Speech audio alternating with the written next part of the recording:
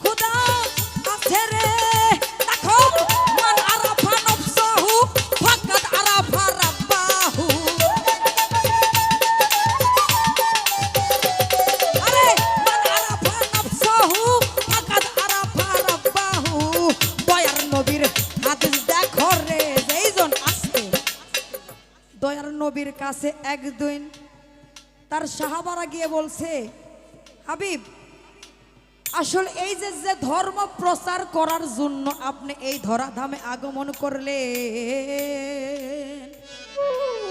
আপনি যে ধর্ম প্রচার করার জন্য এই ধরাধামে আগমন করলেন, আমাদের জানার দরকার দয়াল নবী এই ধর্মটা কি।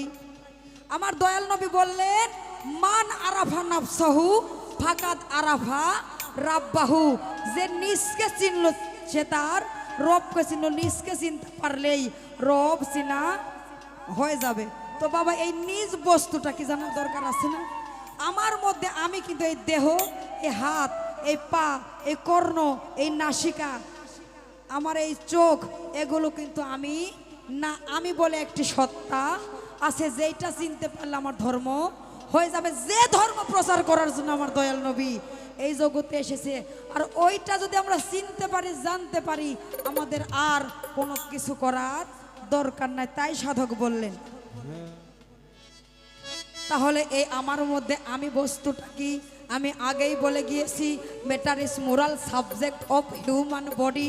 এই মানব দেহের মধ্যে সবচেয়ে গুরুত্বপূর্ণ বস্তু হইল তার রতি। এই রতি যার ঠিক, তার জগতে সব কিছু ঠিক। যার রতি ঠিক নাই, তার জগতে কোনো কিছুই ঠিক নাই।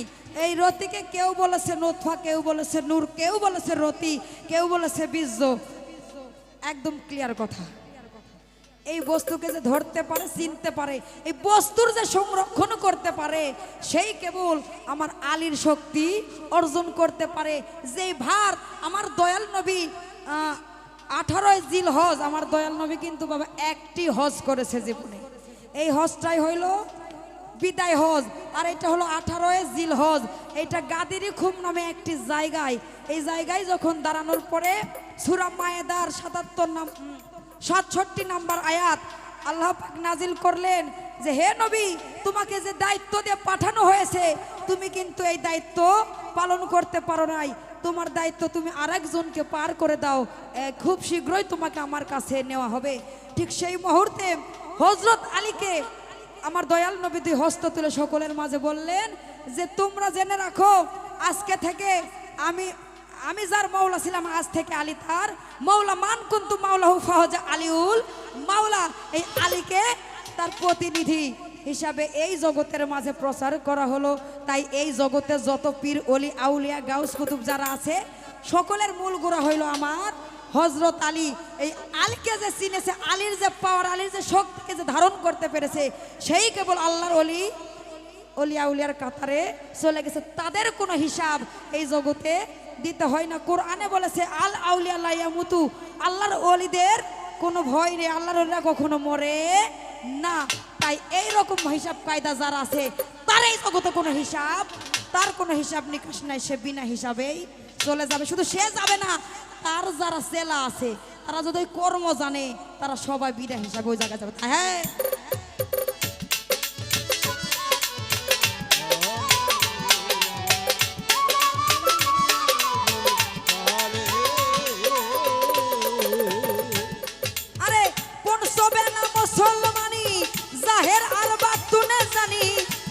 যদি পরহেজগার বান্দা হইতে পারো রে,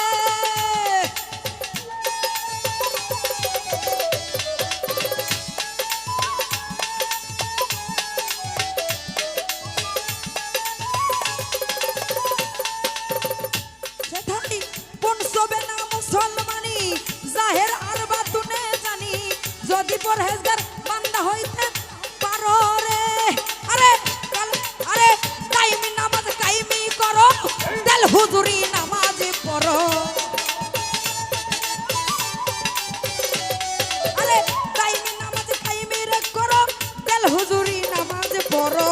আই নিজে কি করো রে, যেইজন হিসাব করিয়া রে ভবে চলে রে, যেইজন হিসাব করিয়া ভবে চলে রে। আস্তে সাধক বললেন, পৌঁছবে না মুসলমানি,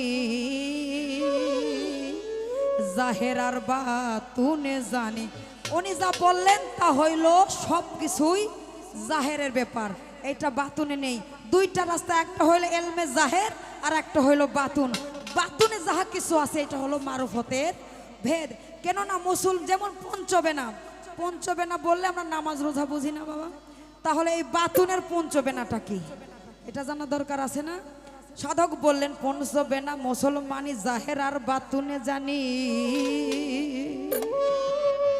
যদি পরহেজগার বান্দা হইতে পারো রে, দায়েমি নামাজ কায়েমি করো, দেল হুজুরি নামাজ পড়ো, আইনি জিকির করো রে বাবা। যখন একজন মানুষ রেশক পুরো কুম্ভকারে, একটি ঘটনা বলে, এই ঘটনাটা না বললেই না, বলবো মানে এই দেশটা আরো স্পষ্ট ক্লিয়ার করার জন্য একটি কথা বলবো।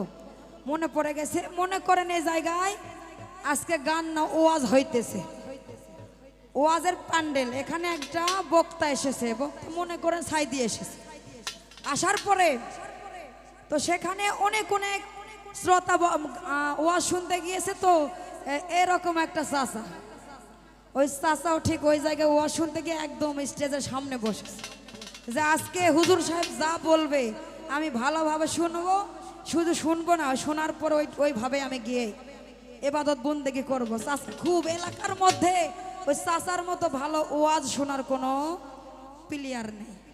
তো বক্তা এখন ওয়াজ করতে করতে করতে করতে হঠাৎ করে বলছে যে ও আমার ভাইয়েরা, ও আমার মায়েরা, একটু কথা আপনাদের মাঝে বলে যাই।